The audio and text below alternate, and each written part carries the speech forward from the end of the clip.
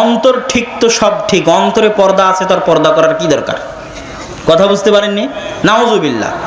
তো অন্তর ঠিক হলে যদি সবই ঠিক হতো, তাহলে বাদশাহ হেরাক্লিয়াসও মুসলমান। কেননা বাদশাহ হেরাক্লিয়াস অন্তর দিয়ে বিশ্বাস করত যে মুহাম্মদ আল্লাহর নবী এবং তার রাসূল, কিন্তু মুখে ঘোষণা দেয়নি। কথা বুঝতে পেরেছেন? কাজে বাস্তবায়ন করেনি।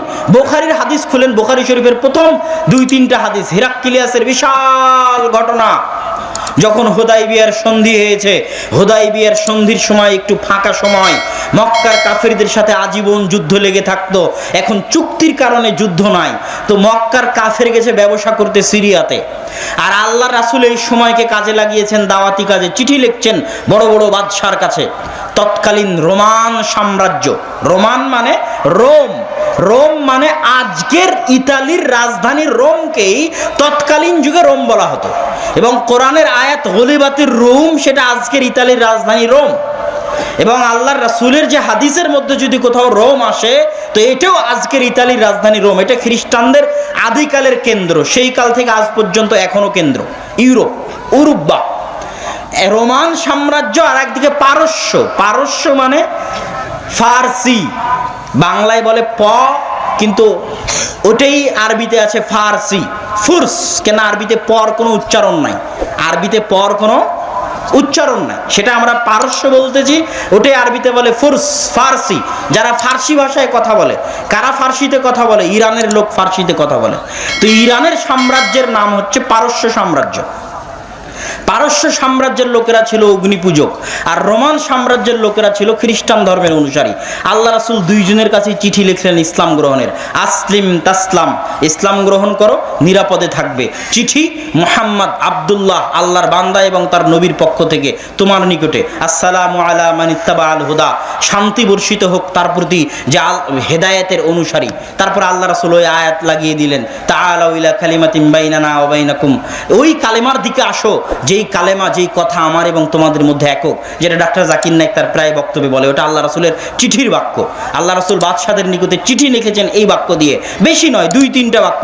তার মধ্যে একটাই দাওয়াত, তোমার আর আমার মধ্যে যেটা একমত যে আল্লাহ এক ও অদ্বিতীয়, আল্লাহর কোনো মূর্তি বানানো যাবে না, কোনো শরীক করা যাবে না, আসো এই কথাটা মানি। এটা তাওরাতেরও কথা, এটা ইনজিলেরও কথা, এটা কোরআনেরও কথা, অন্তত যেটাতে একমত সেটা তো মানি। এটা এই বলে আল্লাহ রাসূল চিঠি লিখলেন। হেরাক্লিয়াসের কাছে চিঠি গেছে। হেরাক্লিয়াস বলছে চিঠি কার নিকট থেকে এসেছে? আরবের যে লোক নবীর দাবি করেছে তার নিকট থেকে এসেছে। আশেপাশে কোনো আরব ব্যবসায়ী আছে? তো বলে আছে, আবু সুফিয়ান। চিঠি এসেছে আল্লাহর রাসূলের পক্ষ থেকে, আর ব্যবসা করতে গেছে আল্লাহর রাসূলের তৎকালীন সবচেয়ে বড় শত্রু আবু সুফিয়ান রাদিয়াল্লাহু তাআলা আনহু, যিনি পরবর্তীতে ইসলাম গ্রহণ করেছিলেন। তা আবু সুফিয়ানকে ডেকে পাঠাও। ডেকে পাঠালেন। বাদশাহ জিজ্ঞেস করতে লাগলো, এই আচ্ছা শোনো, মুহাম্মাদের পূর্বে, ইতিপূর্বে কেউ কি নবুয়তের দাবি করেছিল তোমাদের কেউ? বলে না। যদি কেউ নবুয়তের দাবি করে থাকতো তাহলে আমি মনে করতাম যে ওর দেখা দেখি মুহাম্মদ করছে। একজনের দেখা দেখি আরেকজন কাজ করে না? আচ্ছা, মুহাম্মাদের বংশে সাল্লাল্লাহু আলাইহি ওয়াসাল্লাম ইতিপূর্বে কি কেউ রাজা ছিল? তো বলে না, কেউ রাজা বাদশাহ ছিল না।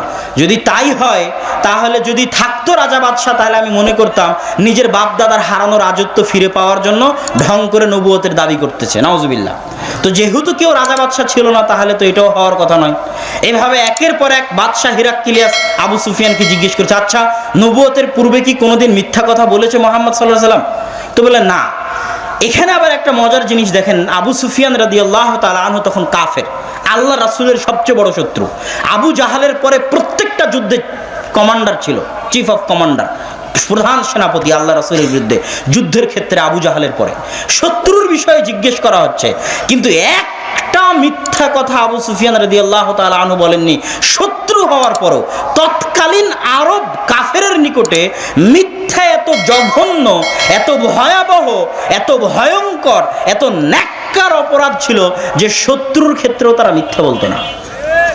আর আজকে আমরা বাঙালিরা কত নিচে নেমে গেছে।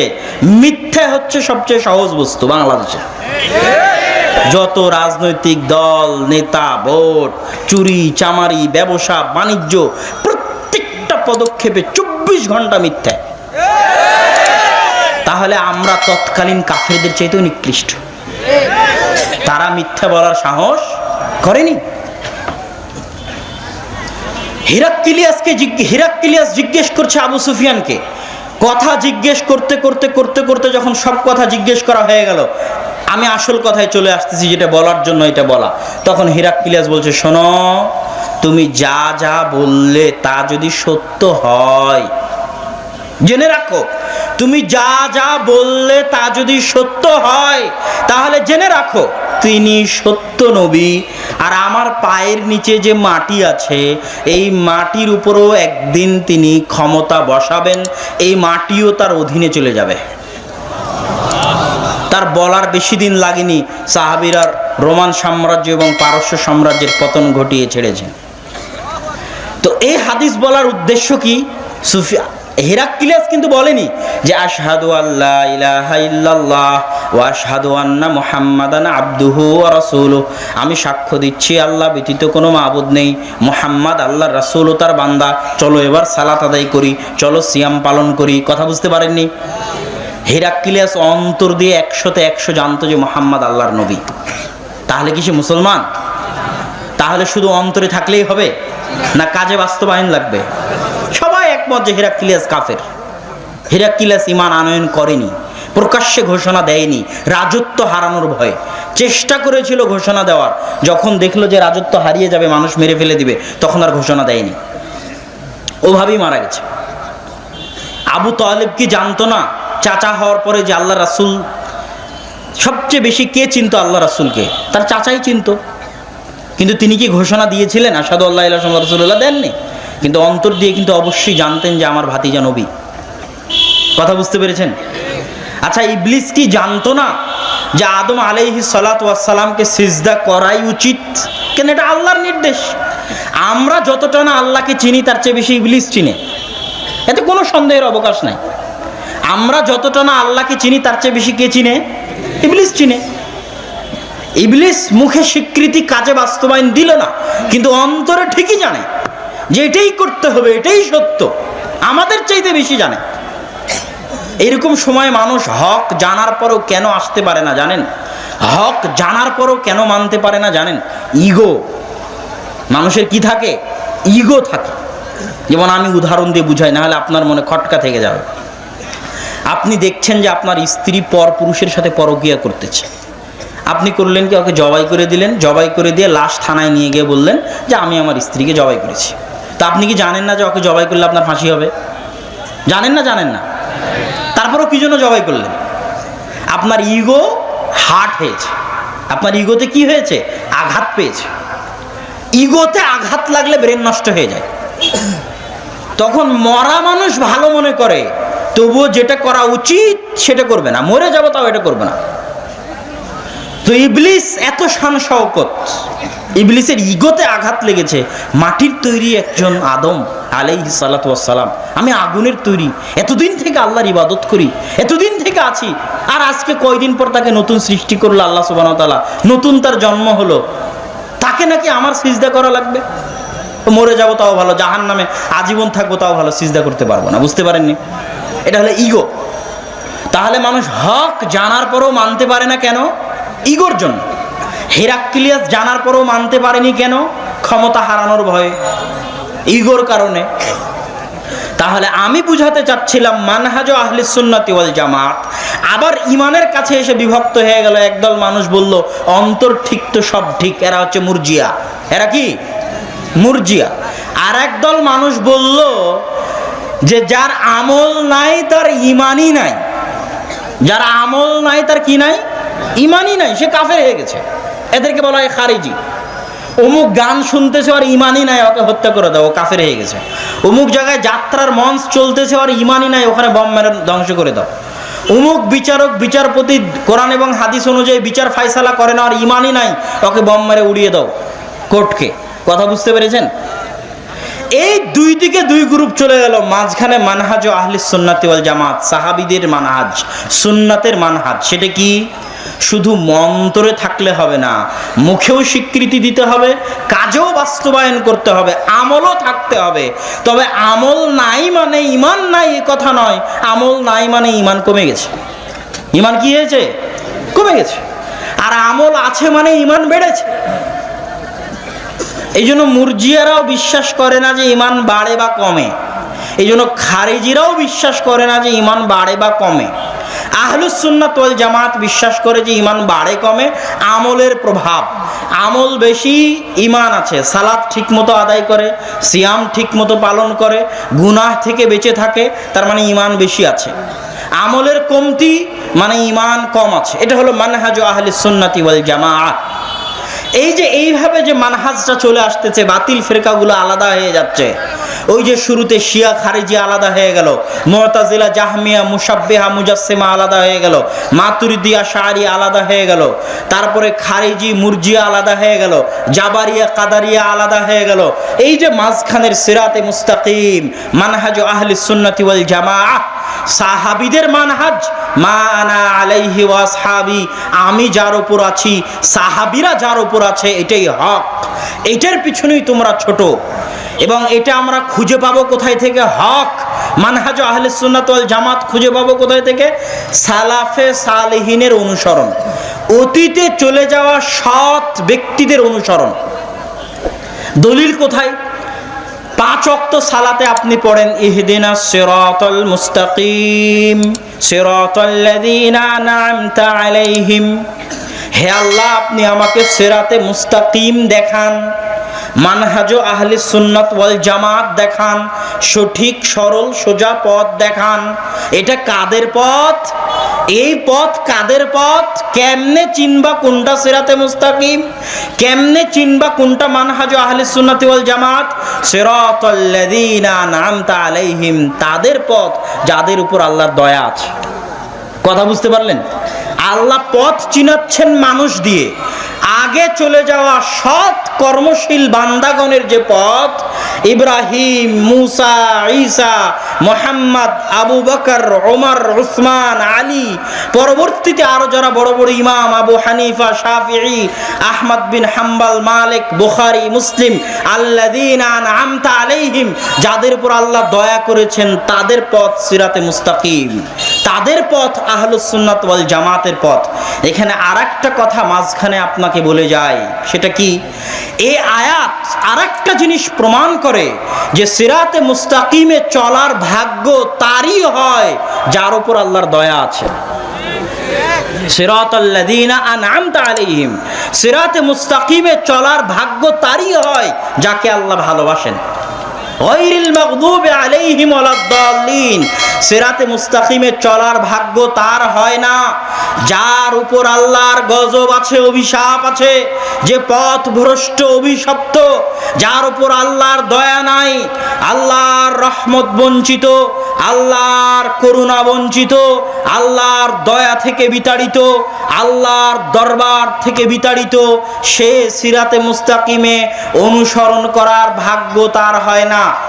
আল্লাহ আপনাকে ভালোবাসেন না, ভালোবাসেন না, এটা বুঝার উপায় আপনার টাকা পয়সা নয়, এটা বুঝার উপায় আপনার ক্ষমতা নয়, এটা বুঝার উপায় আপনার বাড়ি গাড়ি নয়, এটা বুঝার উপায় আপনার মান মর্যাদা নয়।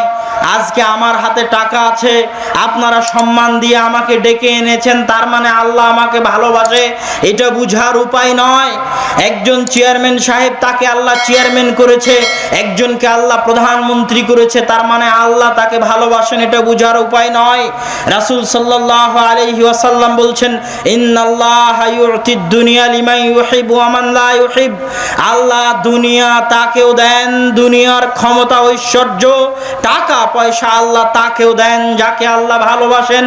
ওয়া মান লা ইউহিব, দুনিয়ার ক্ষমতা টাকা পয়সা ধন দৌলত ঐশ্বর্য আল্লাহ তাকেও দেন যাকে তিনি ভালোবাসেন না। ফেরাউন এত বড় কাফের হওয়ার পরেও আল্লাহ তাকে ক্ষমতা দিয়েছেন, আল্লাহ তাকে পাওয়ার দিয়েছেন। কারুন এত বড় কাফের হওয়ার পরেও আল্লাহ তাকে টাকা পয়সা দিয়েছেন, অঢেল ধন দৌলত দিয়েছেন। আর দাউদ আর সুলাইমানকেও আল্লাহ টাকা পয়সা দিয়েছেন, ধন দৌলত দিয়েছেন। মানে টাকা পয়সা ধন দৌলত ক্ষমতা আল্লাহর দয়া বুঝার মাপকাঠি নয়। আল্লাহ তাকেই ভালোবাসেন। কেমনে বুঝবেন কাকে ভালোবাসেন? যাকে আল্লাহ তার আনুগত্য করার, তার দাসত্ব করার সুযোগ দেন। আজকে আপনি নিজে জিজ্ঞেস করেন, ফজরের সালাত আদায় করতে পেরেছেন কিনা? মনে মনে যদি আপনি ফজরের সালাত আদায় করতে পেরে থাকেন তাহলে আল্লাহ আপনাকে ভালোবাসেন। আর যদি আপনি ফজরের সালাত আদায় করতে না পেরে থাকেন, আপনি কোটি টাকার মালিক হলেও আপনি আল্লাহর রহমত থেকে বঞ্চিত, আল্লাহর দরবার থেকে বিতাড়িত, আল্লাহর করুণা বঞ্চিত। আল্লাহর শাস্তি এটা নয় যে আল্লাহ আপনার টাকা পয়সা ছিনিয়ে নিল। আল্লাহর শাস্তি এটা নয় যে আল্লাহ আপনার জমি জায়গা ছিনিয়ে নিল। আল্লাহর শাস্তি এটা নয় যে আল্লাহ আপনার ক্ষমতা ছিনিয়ে নিল। যদি এটাই আল্লাহর শাস্তি হতো তাহলে দেখেন, 1 মিনিট দেখেন, ইব্রাহিম আলাইহিস সালাতু ওয়াস সালাম হচ্ছেন আবুল আম্বিয়া, নবীগণের পিতা, মুসলিম জাতির পিতা। ইব্রাহিমের সন্তান হচ্ছে ইসহাক, ইয়াকুবের সন্তান হচ্ছে ইউসুফ। ইউসুফ আলাইহিস সালাতু ওয়াস সালাম নিজে নবী, তার পিতা নবী, তার দাদা নবী, তার পরদাদা নবী। আন নবী ইবনুন নবী ইবনুন নবী ইবনুন নবী, নবীর ছেলে নবীর ছেলে নবীর ছেলে নবী। এর চেয়ে সম্মানিত বংশ পৃথিবীতে আর নাই, আর হয় না। ইব্রাহিমকে আল্লাহ যে সম্মান দিয়েছেন, যত নবী কিয়ামত পর্যন্ত আসবে, ইব্রাহিমের পরে যত নবী এসেছে মুহাম্মদ সাল্লাল্লাহু আলাইহি ওয়াসাল্লাম পর্যন্ত সবাই কার বংশধর? ইব্রাহিম আলাইহিস সালাতু ওয়াস সালামের বংশধর।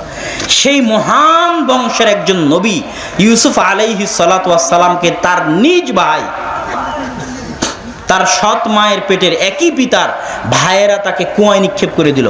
আপনার ভাই কি আপনাকে কুয়ায় নিক্ষেপ করেছে নাকি? হ্যাঁ? তাহলে ইউসুফ আলাইহিস সালামকে যে কুয়ায় নিক্ষেপ করা হলো, মানে ইউসুফ আলাইহিস সালামকে কি আল্লাহ ভালোবাসেন না? কথার আমার উত্তর দেন।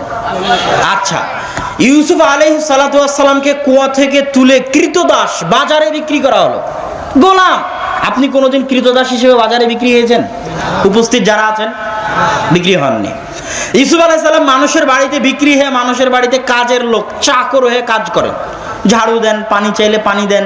উনি তো আর জানেন না ওনার সাথে কি ঘটেছে, উনি তো কৃতদাস, ওনাকে তো কিনে নিয়ে যাওয়া হয়েছে, উনি তো কাজের লোক, চাকর। আপনি কোনোদিন মানুষের বাড়িতে চাকর কৃতদাস হিসেবে ছিলেন? ছিলেন? ছিলেন। ইউসুফ আলাইহিস সালাতু ওয়াস সালামকে আল্লাহ সুবহানাহু ওয়া তাআলা ওখান থেকে এমন মিথ্যা অপবাদ তার মাথার উপর চাপিয়ে দেওয়া হলো, এমন মিথ্যা অপবাদ, ওরকম মিথ্যা অপবাদ আপনার নামে হয়তো কোনোদিন চাপানো হয়নি। সেই মিথ্যা অপবাদ মাথায় নিয়ে উনি চলে গেলেন জেলে। টানা 7 বছর জেল খাটলেন। আপনি জেল খেটেছেন 7 বছর? খাটেননি। এই যে কুয়ায় নিক্ষেপ করা হলো ইউসুফ আলাইহিস সালাতু ওয়াস সালামকে, বাজারে বিক্রি করা হলো কৃতদাস হিসেবে, মানুষের বাড়িতে কাজ করলেন চাকর হিসেবে, অপবাদ মাথায় নিলেন, মাথায় নিয়ে জেল খাটলেন 7 বছর। এতগুলো বিপদ তিনি অতিক্রম করতেছেন, তখন তিনি নিজে নবী, তার বাপ নবী, তার দাদা নবী, তার পরদাদা নবী। আর তখন তার পিতা ইয়াকুব তার জন্য অঝোর ধারায় চোখের পানি ফেলে দোয়া করতেছেন আল্লাহর দরবারে। তার জন্য তার পিতা নবীর দোয়া আছে, তার নবী জীবিত, পিতা জীবিত। বাম পৃথিবীতে তো এরকম ঘটনা ঘটে যার বাপ নাই তার সাথে, ওনার পিতা জীবিত এবং নবী হিসেবে, এবং চোখের পানি ফেলতে ফেলতে অন্ধ হয়ে গেছেন সন্তান ইউসুফের জন্য। তাহলে এবার বলেন, প্রশ্ন উপস্থিত জনতার নিকটে, যে ইউসুফ আলাইহিস সালাতু ওয়াস সালামকে আপনারা যেহেতু বলছেন যে আল্লাহ তাকে ভালোবাসে, আপনারা যেহেতু দাবি করতেছেন, তো আল্লাহ যে তাকে ভালোবাসে, এই ভালোবাসার প্রমাণটা কোথায়? উত্তর দেন, আমি উত্তর চাচ্ছি। জি, অন্য একটা উত্তর চাচ্ছি। আচ্ছা, আমি উত্তর দিই। আল্লাহ সুবহানাহু ওয়া তাআলা যে তাকে ভালোবাসেন, এটা তার পুরো জীবনীতে সবচেয়ে বড় প্রমাণ যে আল্লাহ তাকে জেনার মতো অপরাধ থেকে বাঁচিয়ে দিয়েছেন। আল্লাহু আকবার। তাহলে এবার বুঝেন তার উল্টাটা, এবার তার পাল্টাটা বুঝেন, যে আপনার উপর আল্লাহর দয়া আছে না নাই? আপনার টাকা পয়সা নাই, মনে করছেন আমার উপর দয়া নাই, খেতে পাই না, মনে করছেন দয়া নাই। আর ইউসুফের চেয়ে কষ্ট আপনি কোনোদিন করেননি। তাহলে ইউসুফের উপর আল্লাহর দয়া ছিল, তার প্রমাণ আল্লাহ সুবহানাহু ওয়া তাআলা তাকে জেনা থেকে বাঁচিয়েছেন, জেনার মতো মহা অপরাধ থেকে বাঁচিয়েছেন। এবার আপনি শুনেন, আপনার জন্য আল্লাহর পক্ষ থেকে সবচেয়ে বড় শাস্তি, সবচেয়ে বড় গজব, সবচেয়ে বড় আযাব এটাই যে আল্লাহ সুবহানাহু ওয়া তাআলা আপনাকে জেনার মতো অপরাধে লিপ্ত রেখেছে। আপনার জন্য আল্লাহর পক্ষ থেকে সবচেয়ে বড় শাস্তি, সবচেয়ে বড় আযাব, সবচেয়ে বড় গজব এটাই যে আল্লাহ আপনাকে সুদের মতো মহা মহা অন্যায় মহা অপরাধে লিপ্ত রেখেছে, আপনার জন্য আল্লাহর পক্ষ থেকে শাস্তির এটাই সবচেয়ে বড় প্রমাণ যে আল্লাহ আপনাকে ফ্রি ফায়ার পাবজির মতো নিকৃষ্ট গেমে ব্যস্ত রেখেছে। আপনার উপর আল্লাহর শাস্তির আযাব গজবের এটাই প্রমাণ যে আল্লাহ আপনাকে মদ নেশা জুয়ার আড্ডায় ব্যস্ত রেখেছে। আপনার উপর আল্লাহর শাস্তির সবচেয়ে বড় প্রমাণ এটাই যে আপনি আল্লাহর দয়া পান না, আপনি আল্লাহর রহমত পান না, আপনি আল্লাহর করুণা বঞ্চিত, আল্লাহর করুণা দৃষ্টি আপনার উপর নাই। কোন ভাগাড়ে পড়ে আপনি মারা যাবেন এটা আল্লাহ পরোয়া করে না। আপনি আল্লাহর দরবার থেকে বিতাড়িত, আল্লাহর রহমত থেকে বিতাড়িত, আল্লাহর করুণা থেকে বিতাড়িত। এটাই আপনার জন্য আল্লাহর পক্ষ থেকে সবচেয়ে বড় শাস্তি। অতএব আল্লাহর কাছে দোয়া করুন আল্লাহ যেন আমাদেরকে তার রহমত থেকে বঞ্চিত না করে। আল্লাহুম্মা আমিন। আল্লাহ যেন আমাদেরকে তার দাসত্ব করার তৌফিক দান করে। আল্লাহুম্মা আমিন।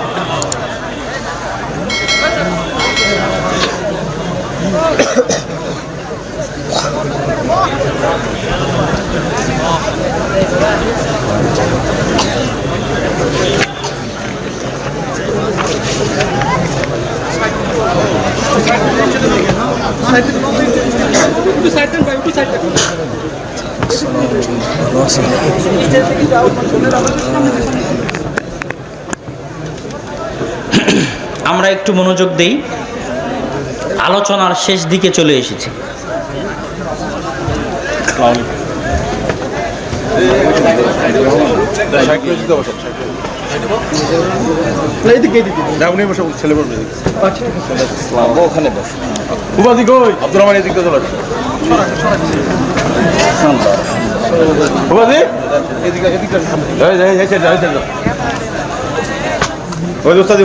বক্তব্যের শেষে জরুরি 2 থেকে 3টে কথা।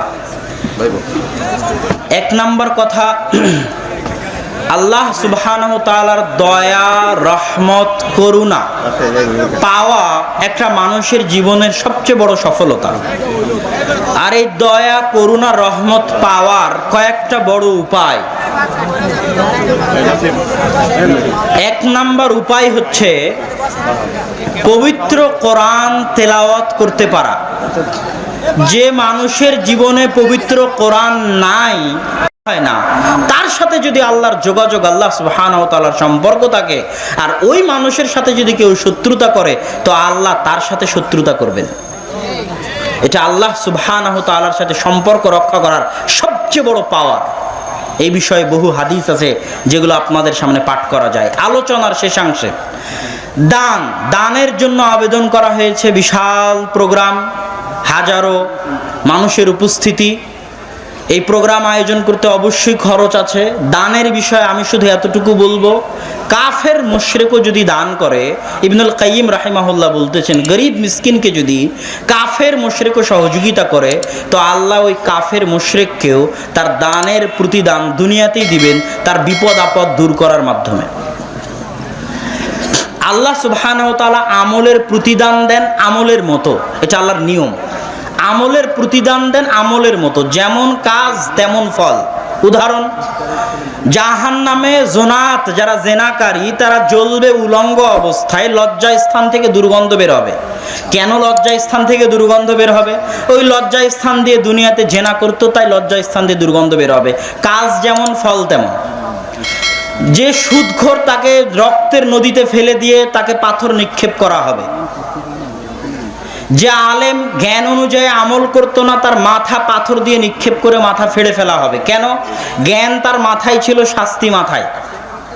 যে মিথ্যা কথা বলতো তার গাল ফেড়ে ফেলা হবে, কেন? মুখ দিয়ে মিথ্যা বলতো, শাস্তি মুখে। আল্লাহ সুবহানাহু ওয়া তাআলার প্রতিদানের নিয়ম এটা, ভালো কাজ এবং মন্দ কাজ যেমন কর্ম তেমন ফল। দুনিয়াতে যে চুক্তি লঙ্ঘন করেছে, ওয়াদা ভঙ্গ করেছে, কিয়ামতের মাঠে ওর পিছে চুক্তি লঙ্ঘনের বিশাল একটা পতাকা আল্লাহ ঝুলিয়ে দিয়ে তাকে অপমান করবেন। দুনিয়াতে যে আরেকজনের জমি অবৈধভাবে দখল করেছে, কিয়ামতের মাঠে ওর উপর 7 জমিন চাপিয়ে দিবেন। আমল যেমন শাস্তি তেমন। যে উটের জাকাত দেয়নি, গরুর জাকাত দেয়নি, কিয়ামতের মাঠে ওর উট ওকে আঘাত করতে থাকবে। যে সোনা চান্দির জাকাত দেয়নি, সোনা চান্দি পুড়িয়ে শাস্তি দেওয়া হবে। আমল যেমন ফল তেমন। এটা আল্লাহর নীতি, হিকমা। আল্লাহ হচ্ছেন হাকিমুন আলিম, সবচেয়ে জ্ঞানী, সবচেয়ে প্রজ্ঞাময়। প্রত্যেকটা কাজের পিছনে সূক্ষ্মতা আছে আল্লাহ। তো দান আমল যেমন প্রতিদান, তেমন দানে বিপদ দূর হয়। দানে কি দূর হয়? বিপদ দূর হয়। প্রোগ্রাম কমিটি বিপদে আছে, টাকা নাই। মাদ্রাসা বিপদে আছে, টাকা নাই। গরিব মানুষ বিপদে আছে, টাকা নাই। আপনি টাকা দিচ্ছেন, তার বিপদ দূর হচ্ছে, প্রতিফলও আপনি পাল্টা ওই রকমই পাবেন। আল্লাহ আপনার বিপদ দূর করে দিবেন। এটা যদি কাফের মুশরিকও করে তবুও পাবে দুনিয়াতে। কেননা কিছু কিছু কাজের প্রতিদান আল্লাহ দুনিয়াতেই দেন, ভালো কাজ মন্দ কাজ। আর সবচেয়ে দ্রুত যে খারাপ কাজের প্রতিদান আল্লাহ দুনিয়াতে দেন, সবচেয়ে দ্রুত যে খারাপ কাজের প্রতিদান আল্লাহ দুনিয়াতে দেন, তার একটা হচ্ছে পিতা মাতার অবাধ্য হওয়া। সবচেয়ে দ্রুত পরকালের জন্য যেটা আছে ওটা পরে, যে পিতা মাতাকে কষ্ট দিবে, ওর শাস্তি দুনিয়াতে ওকে পেতেই হবে। আরও অনুভব করতে পারবে যে পিতা মাতাকে কষ্ট দেওয়ার জন্যই আমারই শাস্তি। এটা সহিহ ইবনে হিব্বানের হাদিস। তাহলে যে কাজের প্রতিদান আল্লাহ দুনিয়াতে দ্রুত দেন, তার একটা দান করবেন, বিপদ দূর হয়ে যাবে, আল্লাহ সুবহানাহু ওয়া তাআলার রহমত পাবেন, বাড়িতে বরকত আসবে। তো কেউ যদি আপনাদের ভিতরে প্রবেশ করে, আর একটা জিনিস মনে রাখবেন, যত মানুষের রিজিকের দায়িত্ব আপনি উঠাবেন, তত মানুষের রিজিকের ব্যবস্থা আল্লাহ আপনার হাত দিয়ে করিয়ে দিবে। আপনার স্ত্রী তার রিজিক নিয়ে পৃথিবীতে এসেছে, আপনার সন্তান তার রিজিক নিয়ে পৃথিবীতে এসেছে। ওর ভাগ্যে যদি পোলাও কোরমা খাওয়া থাকে, ওই পোলাও কোরমা টাকা আল্লাহ আপনার হাত দিয়ে করিয়ে দিবে। ওর যদি ক্যামব্রিজ বিশ্ববিদ্যালয়ে পড়া ভাগ্যে থাকে, ক্যামব্রিজ বিশ্ববিদ্যালয়ে পাঠানোর টাকা আল্লাহ আপনার হাত দিয়ে করে দিবে। এটা আল্লাহর জিম্মেদারি। কেন রিজিকের আসল মালিক কে? আল্লাহ। লা তাকতুলু আওলাদাকুম খাশিয়াতা ইমলাক নাহনু নারযুকুকুম ওয়া ইয়াহুম। দারিদ্রতার ভয়ে সন্তান হত্যা করিও না, তোকেও খাওয়াই, তোর সন্তানকেও খাওয়াবো। এখনো তুই নিজের রিজিকের মালিক হতে পারিসনি যে নিজের সন্তানের রিজিক নিয়ে চিন্তা করবি। এখনো তো রিজিকের মালিক আমি আল্লাহ। এটা আল্লাহর বাক্য। এবং আল্লাহ সুবহানাহু ওয়া তাআলা মানুষকে বলেননি যে তোমার পকেটের টাকা দাও, ইউনফিকুনা মিম্মা রাযাকনাহুম। আল্লাহ বলেনি তোমার পকেটে যে টাকা আছে সেটা দাও। আল্লাহ বলছে তোমার